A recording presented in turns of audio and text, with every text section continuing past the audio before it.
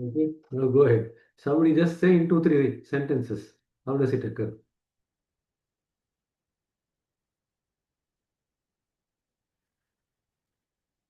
I can see. Right.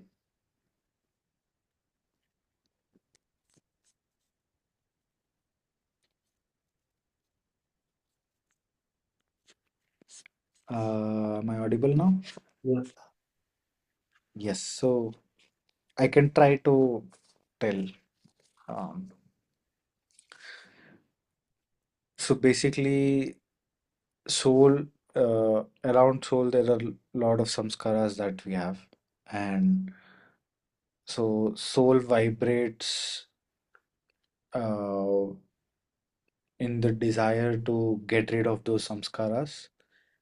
So when those vibrations pass through the samskaras, they come to the surface of the mind as thoughts. Correct. So when are we going to go to a state where we don't get any thoughts?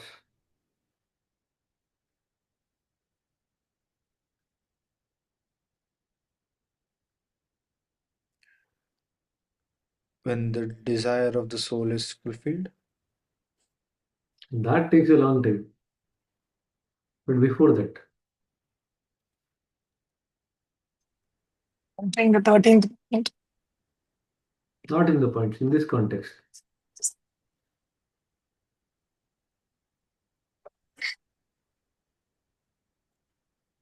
What raises as thoughts in the mind?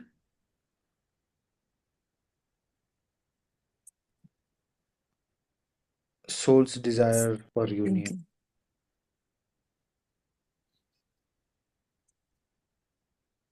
When does the soul vibrate?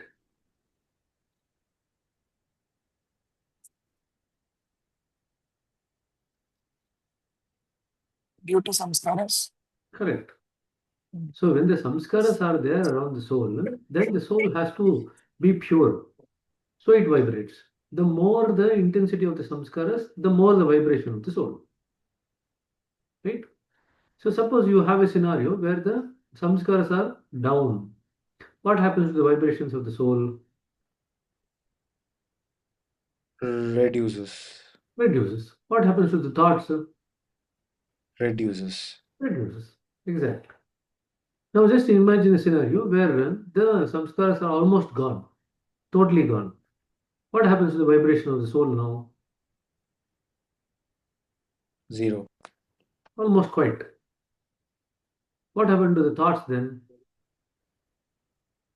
almost quiet. Exactly. That's exactly what happens as we proceed in spirituality. As and when more and more samskaras are removed, two things happen as a secondary consequence of that. The amount of thoughts that you get in the mind decreases substantially. And secondly, so to a certain extent, that at one point of time you will become thoughtless. Secondarily, there is no need for the vibration of the soul. So the vibration of the soul gradually comes down substantially. When the vibrations of the soul comes down substantially, that is when you actually feel very peaceful. See, as long as the samskaras are there around the soul, there is no question of feeling peace. Right? Peace is the essential nature of the soul. So when the samskaras are removed, then there is no need for the vibration of the soul. The vibrations of the soul now quietens down. When the vibration quietens down, you start feeling intense peace within. Does it make sense how these are related? So there is the soul, there is the samskaras around it, and then there is the mind. And when the soul vibrates, the wave passes through the samskaras, rise up at the level of the mind as thoughts. Now, one other scenario where the thoughts cannot arise is when the mind itself is not there. When the samskaras are there, but the mind is not there, there is no question of thoughts.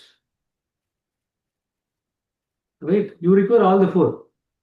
You require the mind, you require the samskaras, you require the soul and the vibration and the vibrational wave. When all these are there, then you start getting the thoughts. Otherwise, you don't get the thoughts. Now go back to the sleep scenario. What happens in sleep? Does it mean to say that the soul is stopped vibrating suddenly in sleep? Continues. No, see, vibration of the soul is will continue, whether it's day, night, it doesn't matter to the soul, right? It continues. Then how is that we don't get any thoughts in sleep?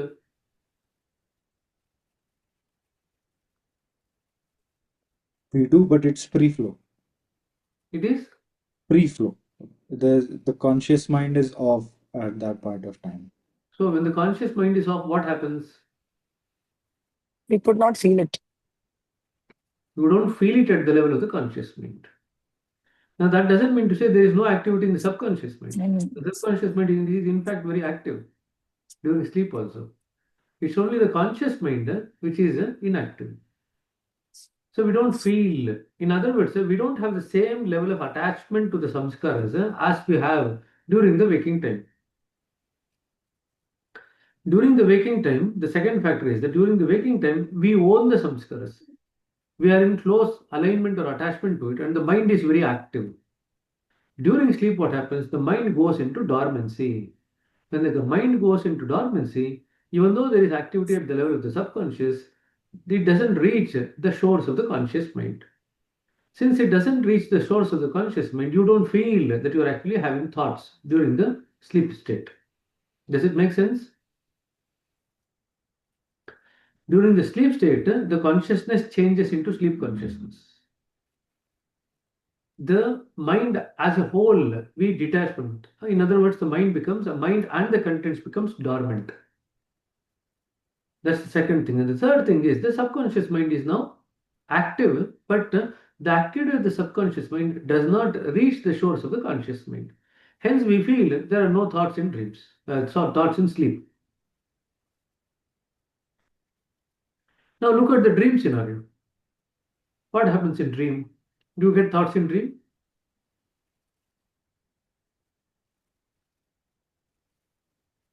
In my experience, dreams are thoughts. So, Gopal Krishna to googly maar raha hai. He is putting a googly. Or rather, dreams are samskaras. That's a better way of putting it. Exactly. You can get thoughts in dreams. Okay. So normally we associate dreams with the things that we see and experience. But then in the dreams also we do get thoughts. Oh, I felt like going this way, so I went that way. In the dreams, suppose you're going from one place to another place, and there are two, three paths. Then suddenly, when you recall the dream, you say that I got a thought that I need to go in this particular direction, so I went in that direction. Then this is what happened after that. So you do get thoughts in dreams. Now the thing is, in deep sleep you don't get that kind of thoughts also, but in dreams you can get. And just now we said that in sleep you don't get thoughts. In sleep, in the dream state, we do get thoughts. In sleep, in the deep sleep state, we don't get the thoughts. Does it make sense? Okay. Now, if we have understood this particular concept, we'll go to the next part. By the effect of the strong push applied by the force of the will, they get transformed into repentance. So now, the soul is there, the samskaras are there, and the mind is there. Now, the will is coming from the soul. The will gives a push to what? To the samskaras. When the will of the soul gives a push to the samskaras, then what happens? Those samskaras rise up at the level of the mind as repentance. Okay? Repentance is nothing but the jerk to the thought waves. Now, if you just look at it, as the wave of the soul, because of the vibration, passes through the samskaras, it now converts the samskaras into a thought wave. You remember the English word, we say that the thought arises in the mind. If it has to arise, it has to be somewhere else at the bottom. Then it can arise. We don't say thought came. We just say thought arises in the mind. That is the usual classical word that we use. Now, in colloquial language, we say, I got a thought came that I should do this. These things we'll use in the language.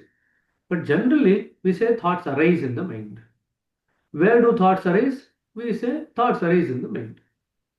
So what happens is when the samskaras wave pushes through when the vibrations of the soul pushes through the samskaras, it kind of takes like a form like this.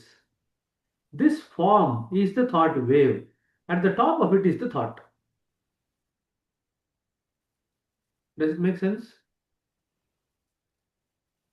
It's not like suddenly the samskara has now suddenly got converted into thought at once. No. It's like a wave that you see in the sea. There is the force which is coming in. The wave comes gradually, and then the end of the wave reaches the shore. The end of the wave which reaches the shore is the thought. The wave itself is the thought wave. Now you can understand what does the thought wave consist of. Can somebody say that?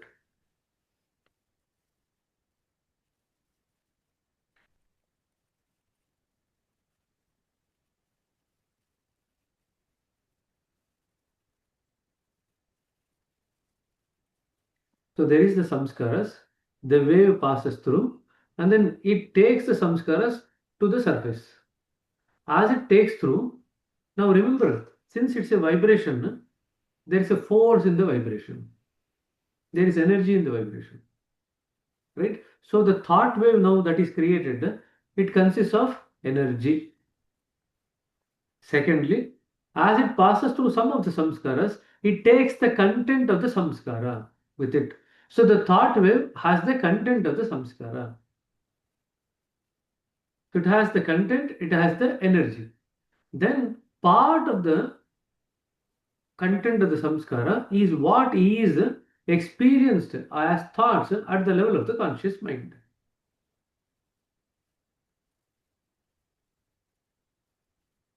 Does it make sense? So you need to have the concept of what links the samskara to the thought. It is the thought wave.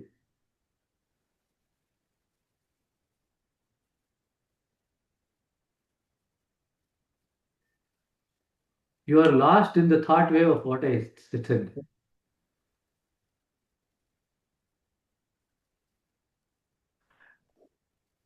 Does it make sense? This is very, very important. It's a very fundamental concept that you need to be very clear about. Now, what exactly happens when we go into meditation then? Many times Abhyasis complain that we get more thoughts during the meditation than outside the meditation. What is happening now?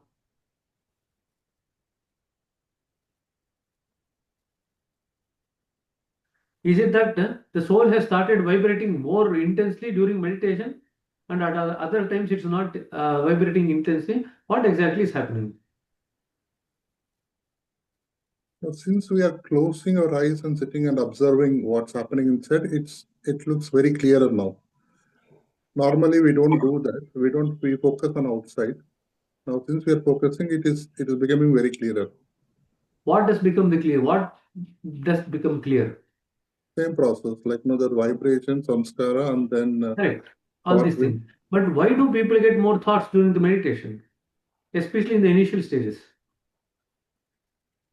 There's also an external factor, right? Receptor. No, forget about the perceptor. You are sitting at home and meditating.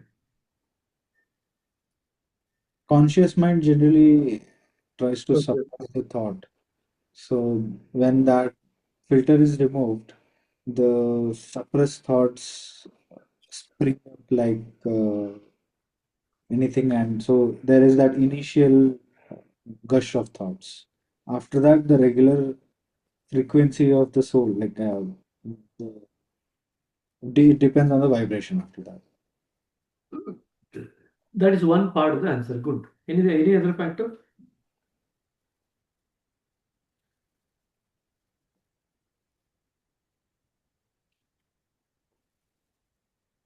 we also energize the thought of uniting with the source, Okay. right? Meditation, when meditation starts, it's like giving energy to that thought of getting rid of, basically going there. So that also increases the. Anything else?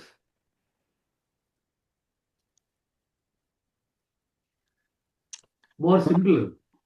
More simpler. Anything specific about any point or something? As in, I told you it's a very simple point. You just mentioned one part of it, but you did not go to the full extent of that point. was it in the first point? I What don't know how many points you made. Ganeshan also said something. What happens during the meditation? When we are not meditating, where is the attention of the mind going? Outside, Outside.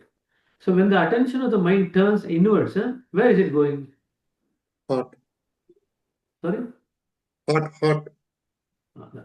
Heart is okay, but before it reaches the heart, where does it pass through? Mind, Time. Okay. During the time, where does it pass through? time or mind, sister? What did you say? mind, Ah, mind, what mind only? If we have turned the mind. attention to the mind, so you are saying that it passes through the mind only. Which part of the mind? That's what I'm asking. Something. Where is the samskaras? Consciousness. Which part of the consciousness? Subconscious. That is what I wanted. When the attention of the mind is turned inwards, it has to flow through the subconsciousness and then it reaches the heart. Now, even during the meditation, this activity of the soul remains. We now become aware of the waves, the thought waves that are rising, which otherwise we were not aware because our attention was turned outwards. Does it make sense? The thought waves are rising all the time. During the conscious waking time, our mind is directed outward, so we are not as much aware of these thought waves which are rising. We only become aware of those conscious thoughts, those thoughts which reaches the shores of the conscious mind. You remember the word I used, reach the shore of the conscious mind. Now that doesn't mean to say that every wave that rises from the samskaras will reach the conscious mind. Not necessary. Some of them might actually just travel some distance and then go back again. You see that in the sea, no? When you go to the sea or ocean, what happens? You think that every wave that is generated from somewhere in the center comes to the shore? No. Many waves just kind of just disappear there only, in between, before it reaches the shore. Now, normally, if our attention is only fixed on the shore, we see the waves that actually hit the shore. But you turn the attention towards the more towards the center of the ocean. What do you see? You see a lot of waves there. But many of those waves do not actually reach the shore at all. Now, just because you focus the attention on that shore doesn't mean to say that only those waves are there in the ocean. So there are two kinds of waves. One is the kind of wave that actually reaches the shore of the ocean. Other one is the wave that does not reach the shore of the ocean. It kind of gets generated, it travels some distance, and then again it gets merges back again. So these are the waves which are continuously happening in the subconscious mind that we start paying attention to when we turn the attention of the mind inwards. So we thought, oh, there are only these thoughts at the conscious mind level. So we were okay with that. When you attend to the subconscious mind, you see that there are so many ways, and you start feeling that you are bombarded by thoughts during the meditation. Not that any new thoughts are coming, those activities are going on, but it's just that now you are paying attention and you are now aware of what is happening at the subconscious mind. Now, as and when people regularly take sitting, what happens? These samskaras are removed. Now, when the samskaras are removed, those thought waves, which were only being felt at the subconscious mind level, they also now disappear. Then after a few weeks or few months, these people will say, I don't feel as much thoughts now as I was feeling in the past. Why is it happening? Because the samskaras are now removed. The thought waves which are coming out of those samskaras are also now removed. So the Abhyasi will say after a few weeks or few months that I don't get as many thoughts during meditation as I used to get in the past. Does it make sense? And the same thing happens to the thoughts that you get at the conscious mind level also. When the samskaras are substantially removed, the thoughts which are arranged at the conscious mind level also decreases. Because the origin of both the thought waves and the thought waves which are there in the subconscious and the thought waves which raises to the conscious mind, both are the same. They are the samskaras. When the samskaras are removed, both will substantially come down. When both of these substantially come down, that creates the space for us to start feeling the things in the consciousness. Does it make sense? You now develop the ability to start feeling things because feelings are finer than thoughts. So if the mind is bombarded by thoughts, you will not be able to feel things. When the mind quietens down from the effect of the thoughts and the samskaras, then a space is opened up where you can actually start experiencing the feelings, the subtler feelings. Does it make sense? And this is what you will experience with every abhyasi who might come to you in due course of time. So you should have a very clear idea what exactly is happening.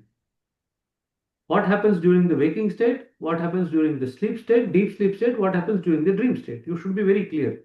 And why is it experienced differently? Although the activity of the soul and the samskaras remain the same.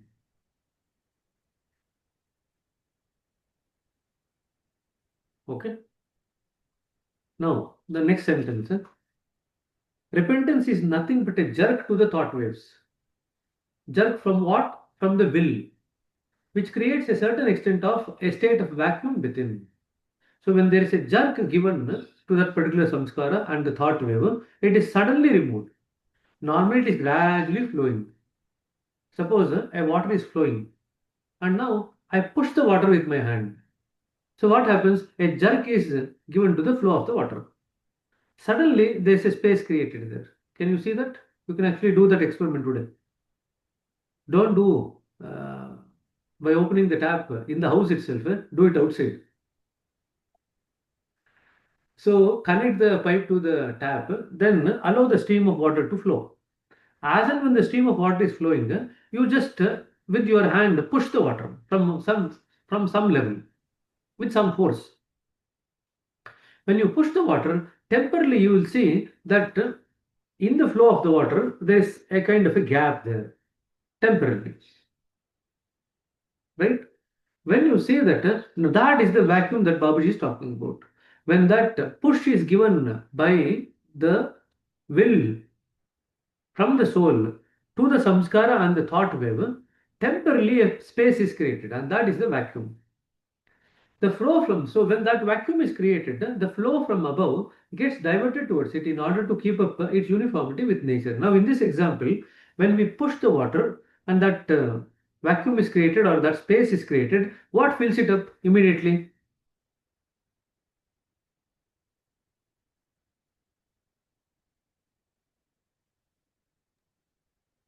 ಯಾರು ನೀರಲ್ಲಿ ಆಟ ಆಡಿಲ್ವಾ? Again, the None of water. you played in water. From the water's example, water only. Water example. What With fills it up immediately? water. It takes time for the water to fill up. In between, In something happens. air, Air. The moment you push the water, that space is opened up. Immediately the air fills it up. Then the water to regain that will take time. But there is a gap there when the air fills it up. Now that's what this Babaji is talking about. The flow from above. Here it is the air in the outside example. In the internal example, the flow from above is the divine grace. The flow from above then gets diverted towards it in order to keep up its uniformity with nature. Thus, the thing that is coming in helps us to wash out the previous effect, and this may be taken as the true form of repentance. So, unlike the air, which might not necessarily push the water further, the divine grace that is coming in, it also now helps us in completing the process of the repentance. Unlike water, which is passive, the divine grace has some positivity in it.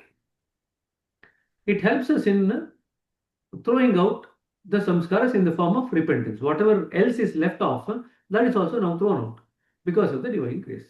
That is the essence of this particular paragraph. Hope it's clear. Any questions on this? No more questions. You have asked enough questions, and we have answered. No more questions from our side. So Bharat is escaped today. Okay. Now, the feeling of humility, which may as well be expressed as the state of supplicancy, covers within it the condition of the innocence. Now, these three are related: humility, supplicancy, and the innocence. One who attains it has, in a way, attained all, though apparently it may not seem to be so. In that case, the mistake no longer remains a mistake since it has been washed off completely. So, a person who is innocent cries very easily. A person who is not innocent finds it very hard to cry.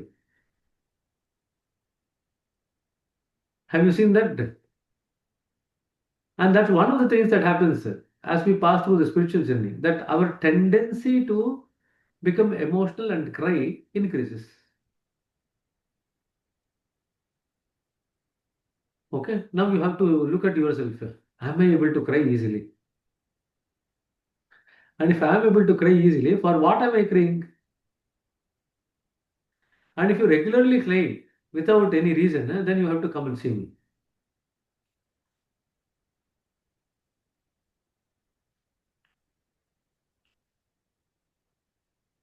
The crying which is associated with the craving for the divine actually makes your heart soft and you feel very light. That the crying that is associated with depression does not make your heart soft. It actually creates heaviness in the system. That's how you differentiate between these two cryings.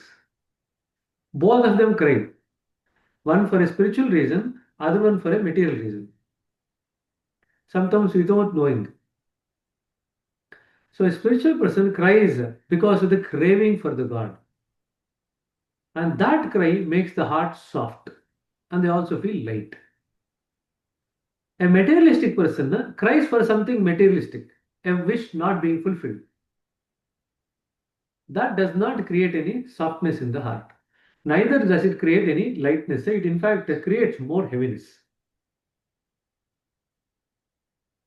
Because it increases the craving to achieve or get that thing that you are actually crying for. Can you see that?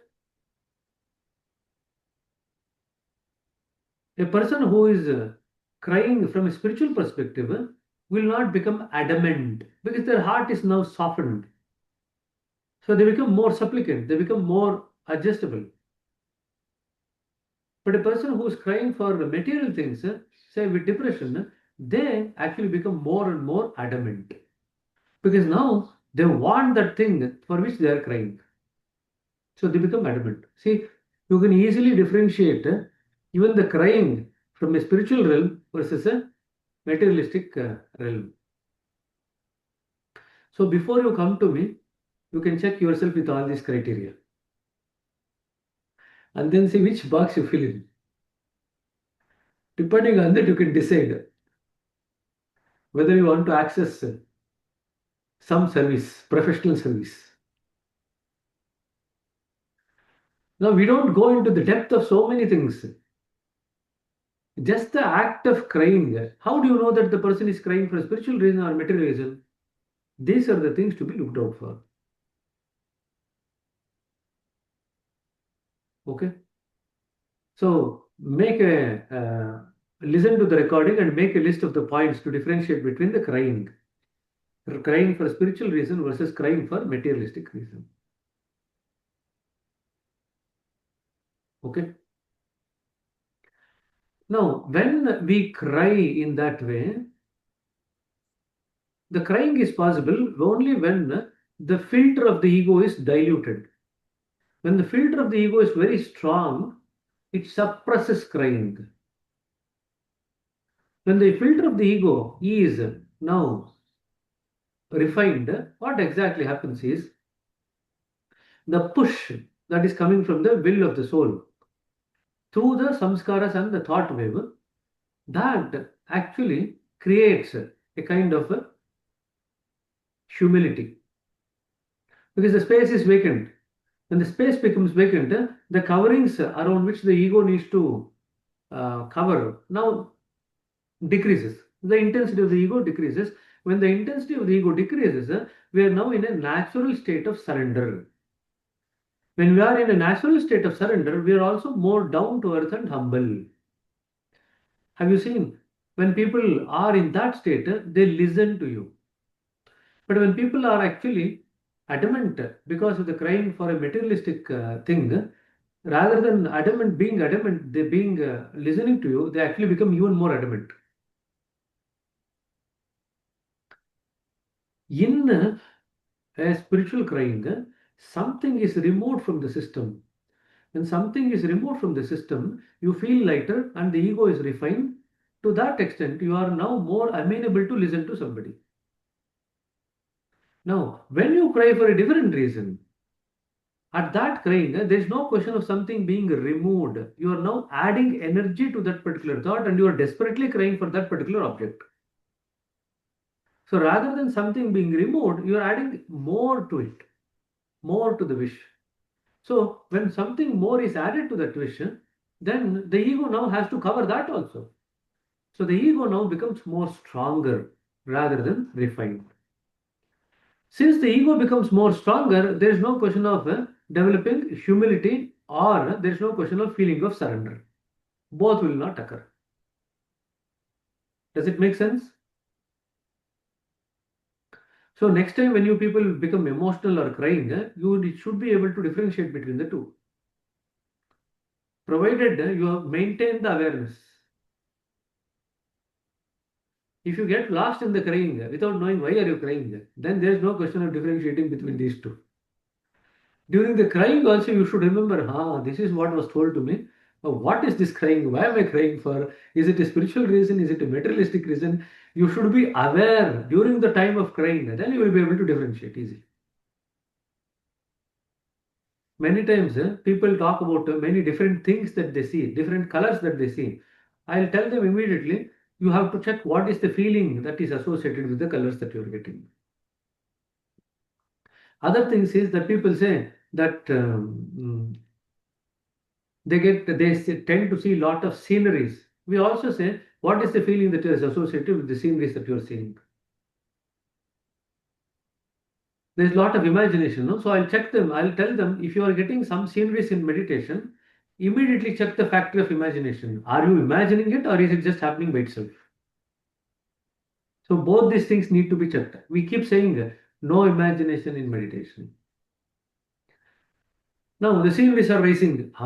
Nice garden, nice flower, nice person walking towards me. Then how do you know that you are not imagining?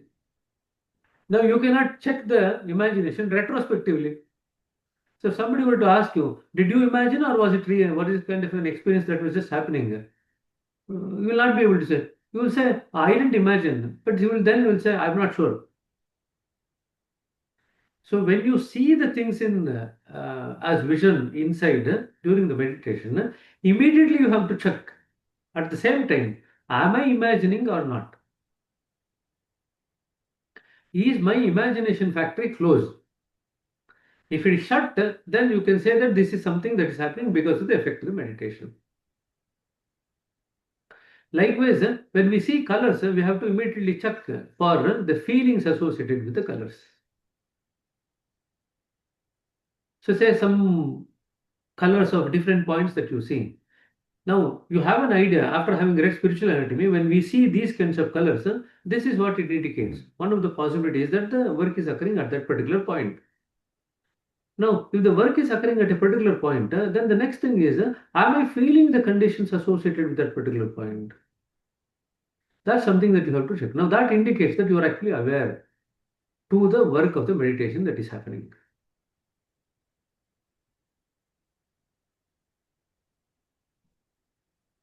Okay. So coming up to 7:20 now, 2 minutes.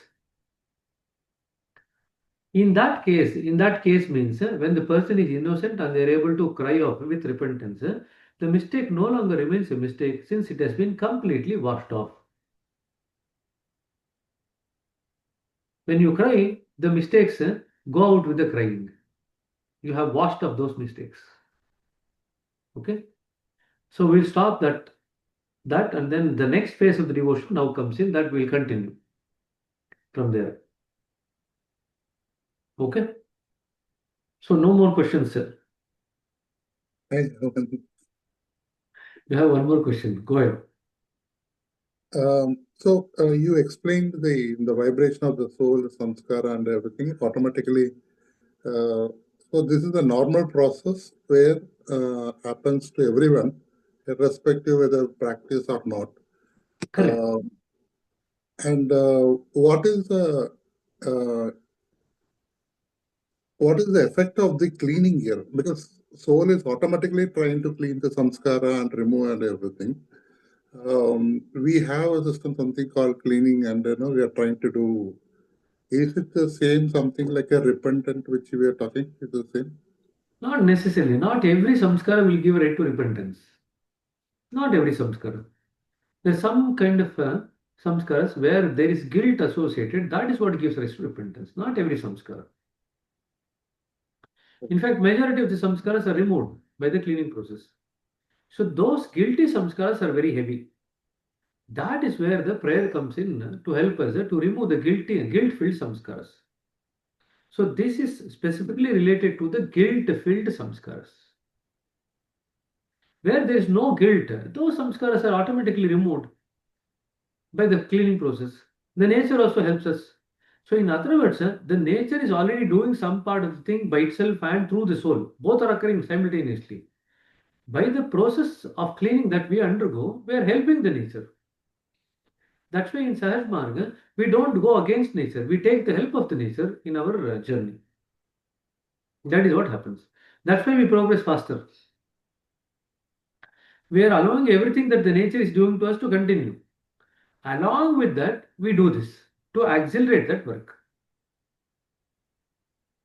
So since we don't interfere with the work of nature, that is why it is called as Sahaj Marga, or the natural path. Everything has to occur naturally. We don't interfere with the work of the nature. We align to the work of the nature and make it more accelerated. That's all that we do. Okay. So the process of bhoga formation continues. The process of the soul trying to throw away the samskaras by vibrating, that continues. The cleaning is now going to add one more step to make this happen at a faster rate. That's all. And even in the cleaning that we do the same thing. We use the thought power and the willpower to clear out the samskaras. Now, when we do the cleaning in the evening, not the samskaras relating to the guilt are not cleaned. It's the prayer that can remove the samskaras filled with guilt. Guilt-filled samskaras are the heaviest. You cannot remove it just by doing the process of cleaning that we do. That is not adequate. Now, you might argue with me saying that in the cleaning process also we say one step. Accelerate the process of cleaning using your willpower. Right? Now, here also we talked about the will. There also we are talking about the will. And now we are saying that the guilt-filled samskaras is only removed in the prayer and not there. If both the places will is being used, why is not being possible to remove the guilt-filled samskaras during our evening cleaning? Now I have ponder over this particular question. You have 3 days time during the Janmashtami celebrations, and then we'll try to answer this question in the next session. In both you are using will, but why is that in one we are able to clean the guilt-filled samskaras, in the other we are not? Okay, I think Sudha sister is now getting a call from inside the kitchen. We'll see you around. Yes, Gurudev. Okay, Have a nice journey. thank you. No problem.